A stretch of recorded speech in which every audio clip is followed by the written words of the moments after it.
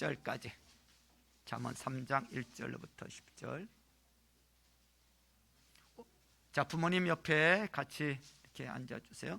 잠언 3장 1절로부터 10절. 찾으신 분들은 자리에서 일어나 서서 같이 합독하시겠습니다. 잠언 3장 1절로부터 10절.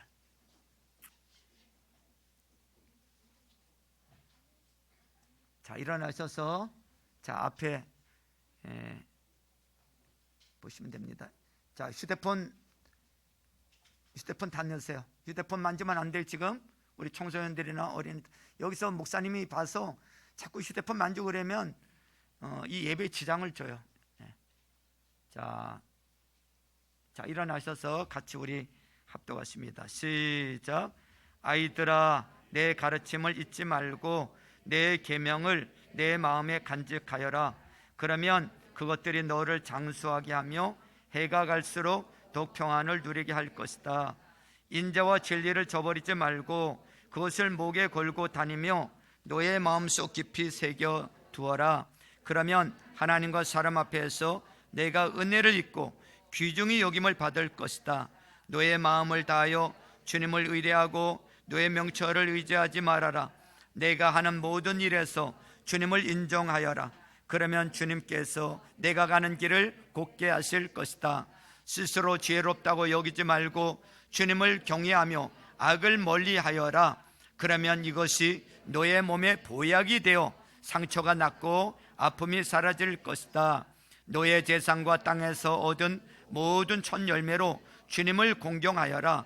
그러면 너의 창고가 가득 차고 너의 포도주 통에 햇포도주가 넘칠 것이다. 아멘. 다 앉으시고요.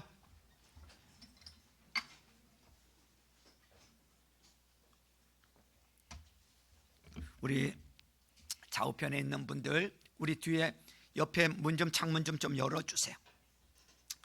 설교 끝난 다음에 다시 닫아주세요. 자, 우리 좌우편에 있는 분들 서로 인사합니다. 하늘 복 많이 받으세요. 하늘 복 많이 받으세요. 행복하세요. 행복하세요. 오늘 여러분을 향하여 하늘문이 열려 있는 줄로 믿습니다. 오늘 오신 한 분 한 분에게 축복의 보따리가 쏟아지기를 주님의 이름으로 축원합니다. 재미난 이야기 하나 하고 말씀을 전하고자 하는데, 아들이란 낳을 땐 1촌, 대학 가면 4촌, 군에서 제대하면 8촌, 장가 가면 사돈의 8촌, 애 낳으면 동포, 이민 가면 해외 동포, 잘난 아들은 나라의 아들, 돈 잘 버는 아들은 사돈의 아들, 빚진 아들은 내 아들, 자녀들은 장가간 아들은 큰 도둑, 시집간 딸은 이쁜 도둑, 며느리는 좀 도둑, 손자들은 떼강도, 재산 분배, 재산을 안 주면 맞아 죽고, 반만 주면 쫄려 죽고, 다 주면 굶어 죽는다. 잘 지키세요. 다 주면 굶어 죽어요. 자, 우리가 살면서 어떻게 하면 잘 먹고 잘 살 수 있을까? 사실 부모들은 자기가 잘 먹고 잘 사는 것보다 자기의 자손들, 우리의 자식들이 잘 먹고 잘 사는 길이 있다면 아마 어떤 것이라도 부모님들은 선택하고 또 그 길을 분명히 부모님들은 가게 될 것입니다. 그런데 여러분, 가만히 한번 생각해 보십시오.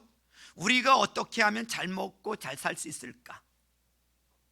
사실 우리가 많이 배웠다고 잘 먹고 잘 사는 것 아니에요. 우리가 어떤 권력을 가졌다 해서 이 권력이 우리를 잘 먹고 잘 살게 하는 것이 아니에요.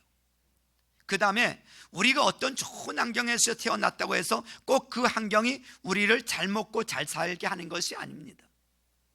그렇다면 여러분들이 생각하는 잘 먹고 잘 사는 것은 무엇일까요? 무엇입니까? 오늘 저와 여러분들이 읽은 잠언 3장에 보면 지혜자 이 솔로몬이 어떤 게 잘 먹고 잘 사는 길이냐? 어떤 게 잘 먹고 잘 사는 길이냐? 어떤 삶이 진짜 사람들에게 저 사람 진짜 잘 산다, 저 사람 정말 본받을 만한 삶이다, 이렇게 사람들에게 인정받을 수 있느냐, 이것을 가르쳐 주고 있어요. 오늘 보면 4절 말씀을 보세요. 4절에 같이 읽습니다. 4절 솔로몬이 이렇게 말하고 있어요. 4절 시작. 그러면 하나님과 사람 앞에서 내가 은혜를 입고 귀중히 여김을 받을 것이다 그랬어요. 자, 솔로몬은 잘 먹고 잘 사는 비결을 4절에서 하나님과 사람 앞에서 은혜를 입고 귀중히 여김을 받는 삶이 잘 먹고 잘 사는 길이라고 소개하고 있어요. 이것이 제대로 된 삶이다, 이렇게 가르쳐 주고 있어요. 여기서 말하는 은혜를 입고라는 말은 한마디로 모든 사람에게 환영을 받는다는 말이에요. 모든 사람에게 환영을 받는다. 더 나아가서 사람들이 그와 함께하는 것을 복으로 여기고 축복한다는 말이에요. 저 사람 만났으면 좋겠다, 저 사람 나한테 오는 것이 너무 좋아, 나는 저 사람이 잘 됐으면 좋겠어, 야 저분이 온 것을 보니까 여기가 귀한 자리인가 보다. 이게 은혜를 입은 자란 말입니다. 은혜를 입은 자. 그런데 저 사람 왜 왔어? 저 인간 또 왔어? 이거는요 은혜를 입은 삶이 아니에요. 귀중히, 여러분, 은혜를 입은 삶이 아니란 말이에요. 또 하나 여기 보니까 귀중히 여김을 받는다 그랬어요. 귀중히 여김을 받는 것은 모든 사람에게 소중한 사람으로 존중을 받는 거예요. 모든 사람으로부터 소중한 사람이라고 존중을 받다, 그리고 모든 사람으로부터 높임을 받는 존재가 된다는 거예요. 여러분 얼마나 좋아요. 어디 가든지 모든 사람에게 환영을 받고, 어디 가든지 높임을 받고, 어디 가든지 소중한 사람 대우를 받고, 누구에게나 박수 받는 삶. 여러분, 우리의 자녀들이 이렇게만 살 수 있다면 이보다 더한 삶이 어디 있겠습니까? 어떻게 하면 우리 자녀들이 이런 복된 삶을 살 수 있을까요? 3절 말씀을 보세요. 3절이 그 말씀이에요. 3절을 같이 읽습니다. 3절 시작. 인자와 진리를 저버리지 말고 그것을 목에 걸고 다니며 너의 마음속 깊이 새겨두어라 그랬어요. 인자와 진리를 내 목에 걸고 다녀라 라고 말씀하고 있어요. 인자와 진리를 내 목에 걸고 다녀라. 여기서 말하는 인자와 진리는 하나님의 말씀을 가리킵니다. 자, 그러니까 어떻게 하라는 말씀이에요? 여러분, 하나님의 말씀을, 여기 보세요.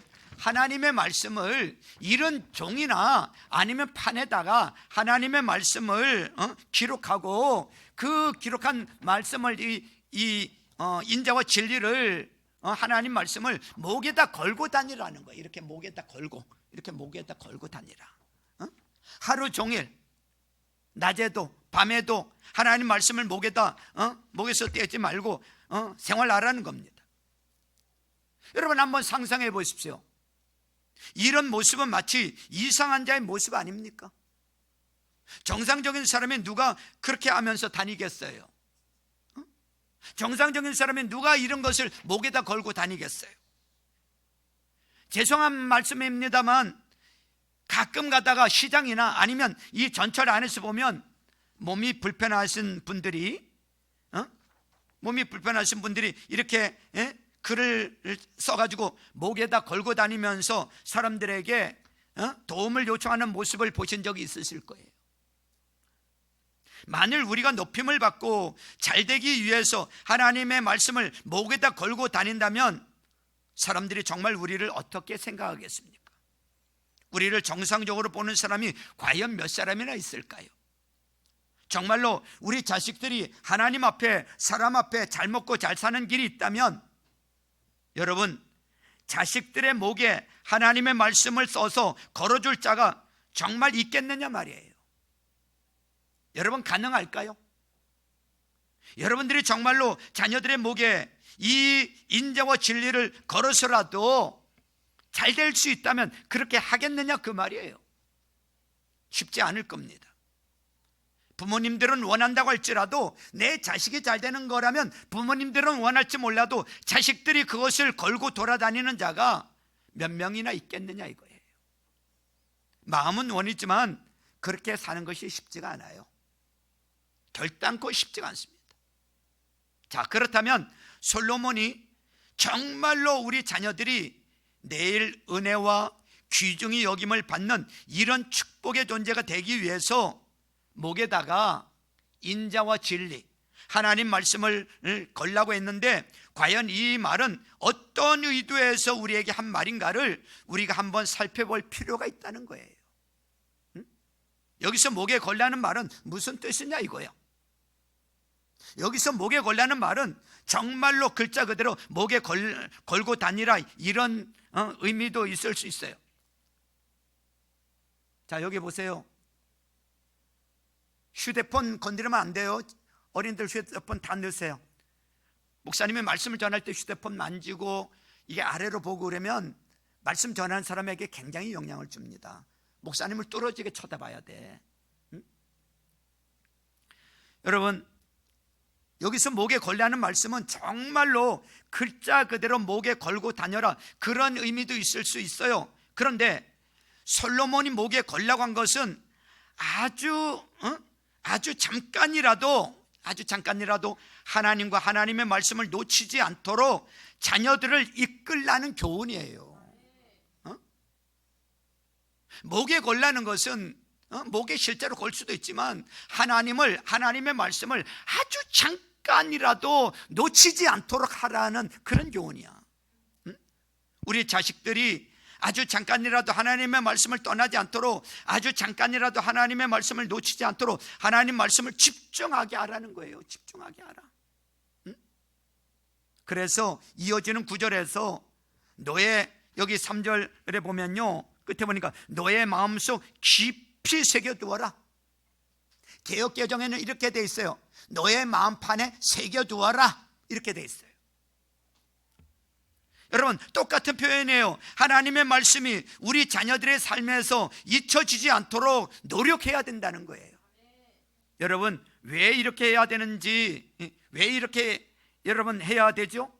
이유는 하나님께서는 자신을, 곧 하나님의 말씀을 귀중히 여기는 자, 하나님의 말씀을 놓치지 않기 위해서 목숨 걸고 마음속 깊이 새기는 자를 하나님도 귀중히 여기셔서 그를 모든 자들이 바라보도록 하나님이 높여주시겠다는 거예요. 높여주시겠다. 여러분, 시소의 원리를 아시죠? 여기 보세요. 시소의 원리를 아시죠? 시소? 여러분, 시소의 원리, 우리가 하나님을 높여드리면 하나님은 우리를 높여주세요. 우리가 하나님을 높이지 않으면 하나님도 우리를 높여주시지 않아요. 특별히 우리 자식들이 내일 정말로 이 땅에서 하나님 앞에 또 사람 앞에 은혜와 귀중히 여김을 받는 그런 특별한 존재가 되기를 원한다면 하나님부터 높이라는 거예요. 하나님부터 세워드리라는 거예요. 하나님부터 우리가 제대로 신앙하게 될 때 우리 자녀들이 살 길이 여기에 있다는 거예요. 하나님부터 귀중히 여기는 자가 잘 먹고 잘 사는 축복의 사람이 되는 줄로 믿습니다. 그러면 하나님을 귀중히 여기는 게 뭡니까? 하나님을 귀중히 여기는 게 뭘까? 우리가 목에 걸어서라도 놓치지 말아야 할 것이 있어요. 몇 가지가 있어요.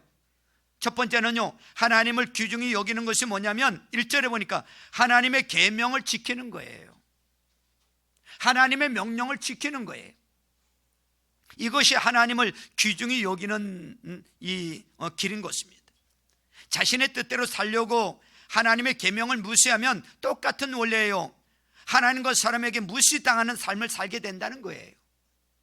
내가 하나님의 말씀, 하나님의 명령을 지키기 위해서는 5절에 보니까 너의 명철을 의지하지 말라, 이렇게 말씀하고 있어요. 이 말씀을 기억하시길 바랍니다. 너의 명철을 의지하지 말라. 너 잘난 척하지 말라는 거예요. 교만하지 말라는 거예요. 너 조금 안다고 앞서가지 말라는 거예요. 너의 명철을 의지하지 말라고 말씀하고 있어요. 하나님의 계명을 지키는 것, 이게 바로 하나님을 귀중히 여기는 방법입니다. 두 번째는 하나님을 귀중히 여기는 것이 6절에 보세요. 6절에 보니까 내가 하는 모든 일에서 주님을 인정하라는 거예요. 다른 말로 하면 범사의 그를 인정하라는 거예요. 매사에 하나님이 관계하시고 매사에 하나님이 개입하시고 계시다는 사실을 놓치면 안 된다는 거예요. 하나님 그분을 인정하라는 거예요. 하나님이 지금 내 삶을 개입하고 하나님이 지금 내 삶 속에서 함께하고 계시다는 사실을 인정하라는 거예요. 세 번째는요, 7절에 보니까 주님을 경외하며 악을 멀리하라고 했어요. 여기 보니까 주님을 경외하며, 여기 경외는요 예배를 가리킵니다. 주님을 예배하라는 거예요. 그리고 여기 보니까 악을 멀리하라는 것은요 회개하는 삶을 가리킵니다. 그러니까 여러분, 예배드리는 생활과 회개하는 생활이 반복되는 것은 하나님을 귀중히 여기는 거예요. 하나님을 귀중히 여기는 것은 예배요, 하나님을 귀중히 여기는 것은 그분 앞에 와서 자기의 잘못을 구하고 하나님 앞에 옳은 삶을 살아가기 위해서 매 순간 결단하는 거, 그게 귀중한, 여러분, 하나님을 귀중히 여기는 거예요. 여러분, 우리가 예배 드릴 때 하나님의 말씀을 듣고 하나님 잘못됐습니다, 그 말씀대로 제가 그렇게 살기로 결단합니다 하면서요, 그게 하나님을 귀중히 여기는 거예요. 우리가 예배 끝나면서 우리 헌신대에 와서 여러분들이 들은 말씀을 가지고 여러분들 헌신을 결단하고 여러분 그런 시간이 있잖아요. 그게 하나님을 귀중히 여기는 거예요. 이런 자는 반드시 복을 받는다는 것입니다. 네 번째는 우리 자녀들이 하나님을 귀중히 여기는 것이 9절에 보세요. 9절에 보니까 노예 재산과 땅에서 얻은 모든 첫 열매로 주님을 공경하라, 이렇게 말씀하고 있어요. 제물로 하나님을 섬기는 것입니다. 여러분, 어려서부터 우리 자녀들이 복을 받게 하려면 어려서부터 하나님을 섬기는 신앙을 가르쳐야 된다는 거예요. 하나님을 섬기는 신앙을 가르쳐야 돼. 하나님을 섬기게 만들어야 돼요. 물질로 섬기고 몸으로 섬기고 달란트로 섬기고. 그런데 오늘 본문에 보니까 특별히 첫 열매를 구별하라고 이렇게 말하고 있어요. 따라서 해보세요. 첫 열매를 구별하라. 구약 성경에 보면 첫 열매는 누구 거라 말하고 있어요?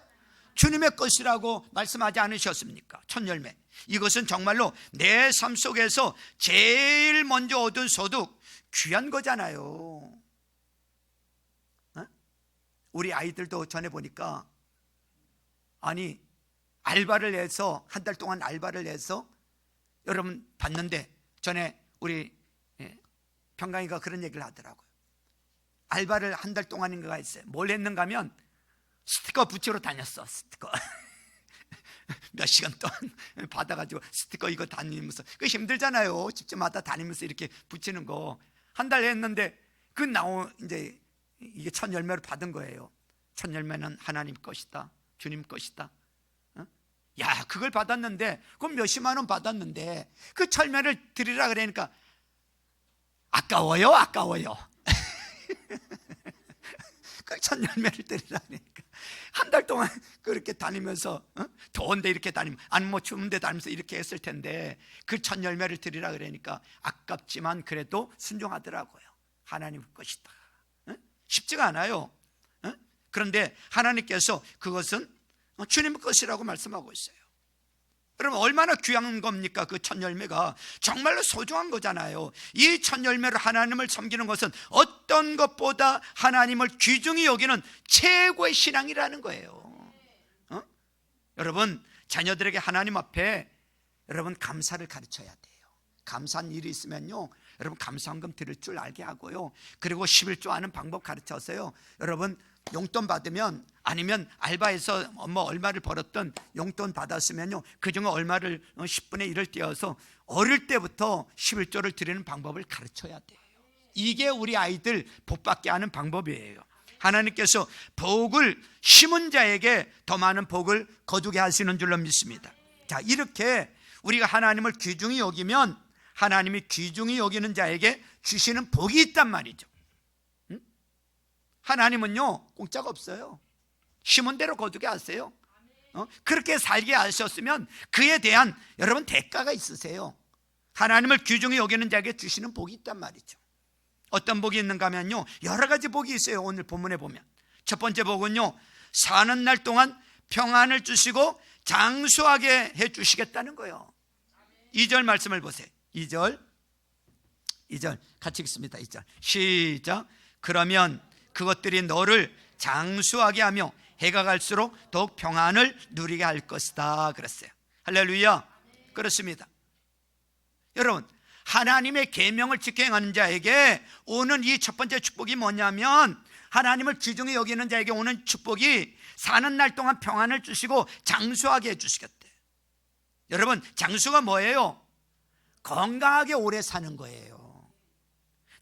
늘 아파가지고 일어나지도 못하고 늘 병원 신세 지고 늘 누워있는 그걸 말하는 게 아니고, 여러분, 건강하게 오래 사는 거, 건강하게 오래 사는 거예요.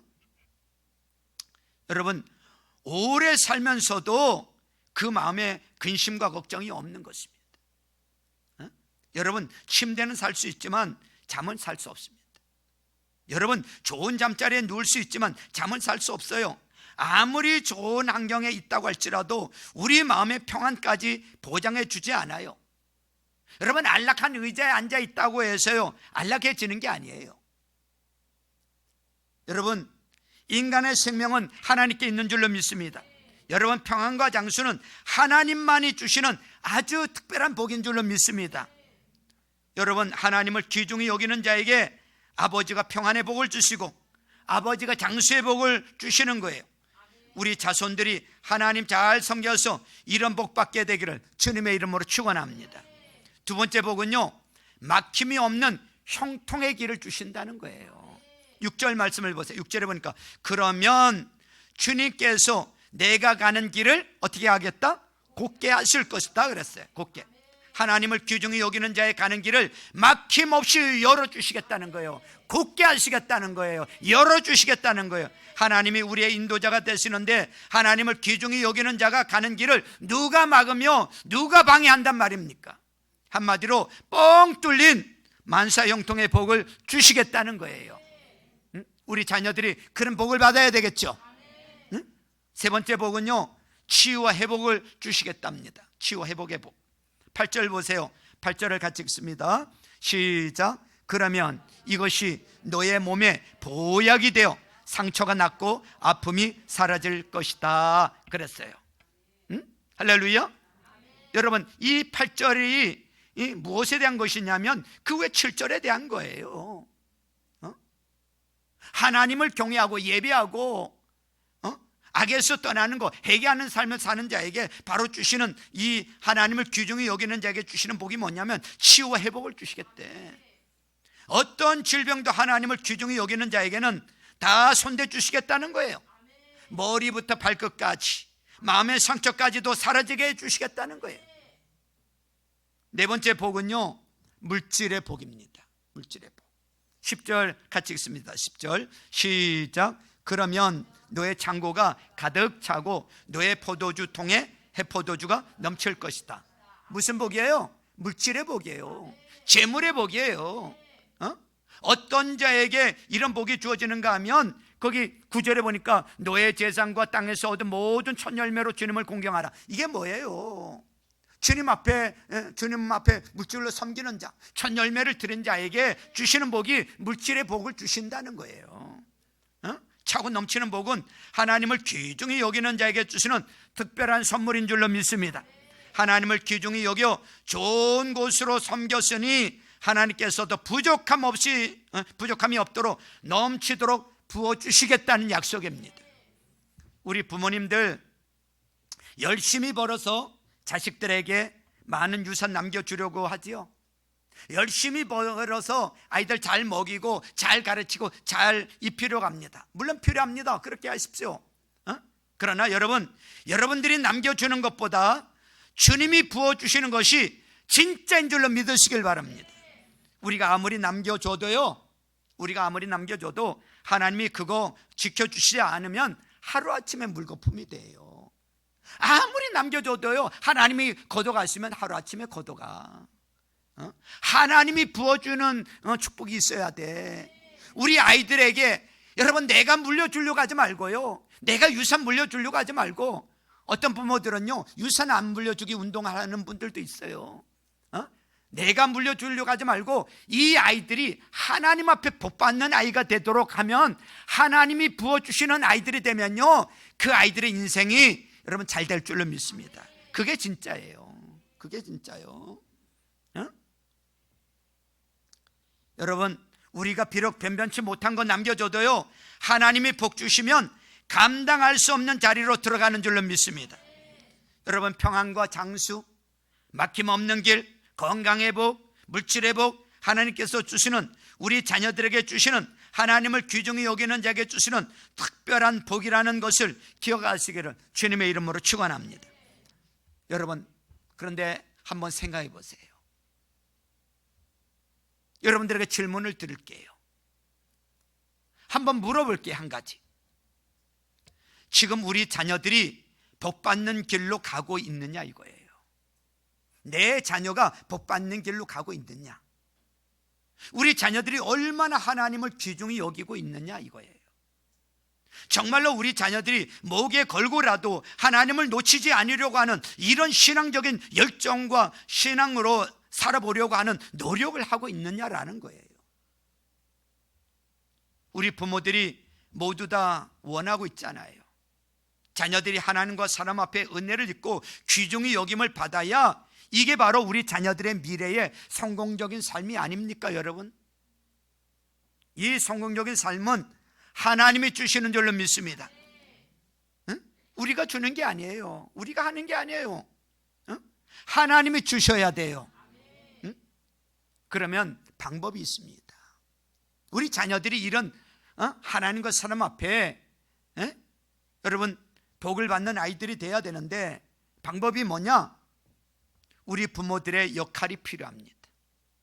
우리 부모들의 역할을 해야 돼요. 또 한 가지는요, 그 다음에 우리 자녀들의 결단이 바로 내일 아버지 앞에 복받는 통로가 될 수 있는 줄로 믿습니다.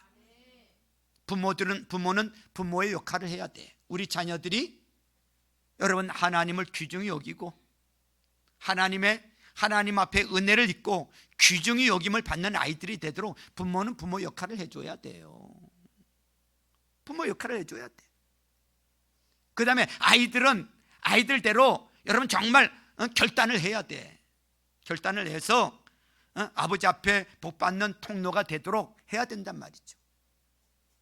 그런데요, 이게 애들이 벌써 고학년만, 초등학교 고학년만 되고 중학생만 돼도 다루기 어려워요. 말 안 들어요. 초사병에 벌써 초등학교 4학년만 돼도 안 돼요. 참. 이게 잡으려면 초등학교 들어가기 전에 유치원 때 잡아야 돼. 그때 고집 확 꺾어 놓고 그 아이를 어릴 때 잡아서 고집 빼게 만들고 순종하게 만들고 그래야 되는데, 그때는 얘 뭐 어린 게 뭘 알아? 왜 어린 애를 때려? 이런 걸 때려? 이런 게 뭘 안다고? 그래서 고집 부려도 그냥 가만히 놔둡니다. 어린 게 뭐 하냐고. 그때 고집을 꺾어놔야 되는데, 근데 나중에 잡으려니까 벌써 늦은 거야. 안 돼. 말 안 들어. 조금만 커도 교회 가자. 안 가요. 교회 가야지. 또 친구 만나야 돼요. 힘들어.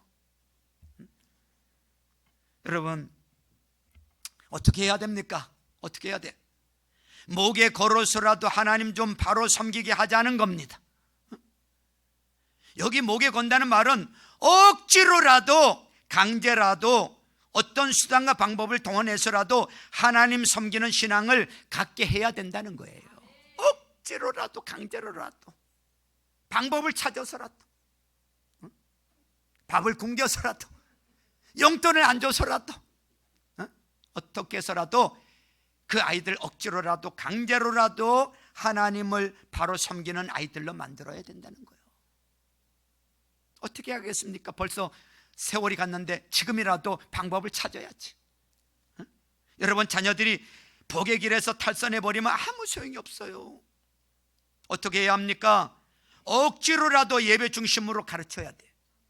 억지로라도 예배 나오게 만들어야 돼요. 억지로라도 예배 드리게 해야 돼요. 억지로라도 데리고 와야 돼요. 데리고 와야 돼. 예배 갔다 오면 용돈 줄게. 너 예배 드려야 용돈 줄 거야. 너 예배 안 드리면 용돈 없어. 응?